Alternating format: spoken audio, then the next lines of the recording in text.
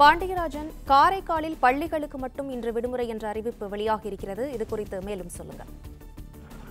தொடர்ச்சியாக கனமழை பெய்து வருவதன் காரணமாக பல்வேறு மாவட்டங்கள் பகுதிகளில் இருக்கக்கூடிய பள்ளி கல்லூரிகளுக்கு விடுமுறை வழங்கப்பட்டு வருகிறது. தற்பொழுது காரைக்காலில் இருக்கக்கூடிய பள்ளிகளுக்கு மட்டும், அதாவது பள்ளிகளுக்கு மட்டும் விடுமுறை வழங்கப்பட்டிருக்கிறது. கல்லூரிகளுக்கான விடுமுறை என்பது தற்போது அறிவிக்கப்படவில்லை.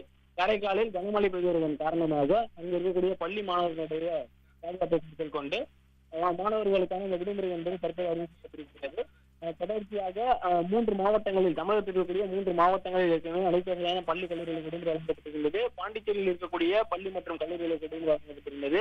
நாகப்பட்டினத்தில் இருக்கக்கூடிய 2 தாலுகாக்களுக்கு மட்டும் பள்ளி மற்றும் கல்லூரிகளுக்கு விடுமுறை வழங்கப்பட்டிருந்தது.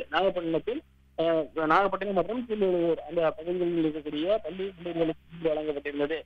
தற்பொழுது அந்த காரைக்காலில் இருக்கக்கூடிய பள்ளிகளுக்கு மட்டும் விடுமுறை என்கின்ற அந்த அறிவிப்பானது உருவாகி இருக்கிறது.